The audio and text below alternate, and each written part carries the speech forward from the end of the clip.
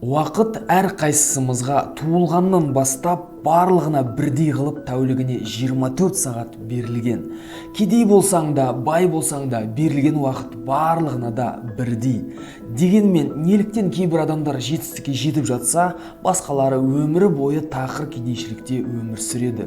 Секундтар тықылдап жүре береді, олар қосылып минутқа айналады, минуттар сағатқа жиналады, сағаттар жинақталып отырып тәулікке де жетеді. Тәуліктер де жинақталып отырып аптаға, айға айналып, кейін жылдарға да жетіп, соңында артқа қарасақ, бүкіл өмір артымызда қалған екен. Бірақ егерде барлық континенттерге бірдей тәулігіне 24 сағат берілген болса, бай және де жетістікке жеткен адамдар қандай құпияны біледі екен? Өз уақытыңды жұмсаудың 4 түрі бар, және де олар ең жақсы түрін таңдайды екен. Уақытыңды сыйға тартуыңа болады, мысалы, өз балаларыңа, достарыңа қуаныш сыйлап рахаттану үшін.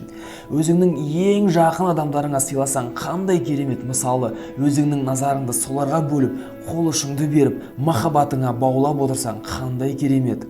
Уақытыңды күлге айналдырып, унитазға құйып жіберуге де болады. Мысалы, орынсыз қорқыныш үшін жұмсап, немесе болмашы нәрселерден күдіктеніп деген сияқты. Уақытыңды ақталу үшін де жұмсауға болады. Не себепті бұл өмірде сәтсіздікке ұшырағаныңды айтып, сәтсіздігің үшін жылап, еңіреп, немесе ақымақ ашумен балқытып жіберуге де болады.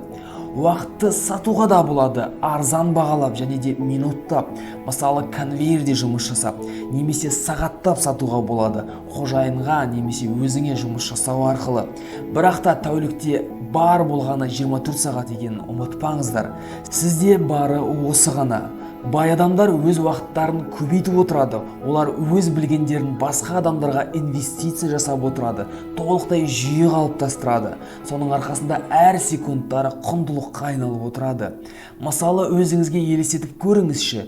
Сіз бір айда 2 адам тауып, оларды үйретуге күніне 2 сағат уақытыңызды жұмсасаңыз, олар да күніне 2 сағат жұмыс жасап отырса, нәтижесінде сізде тәулігінде 6 сағат жұмыс уақыты болады. Яғни бұл дегеніміз 3 есе көп табыс табасыз. Ал егерде олар 2 емес, егер сіз бір айда 5 адамды тауып, оларды оқытсаңыз, олардың әр қайсысы 2 сағат уақытын жұмсайтын болса, сізде тәулігіңізде 12 жұмыс уақыты болады. Яғни 6 есе көп ақша табасыз. Егер сіз әрі қарай дамысаңыз, оларға жұмыс жасауды ғана үйретіп қоймай, дұрыс адамдарды тауып, оларды үйретуге дайындасаңыз қалай болады?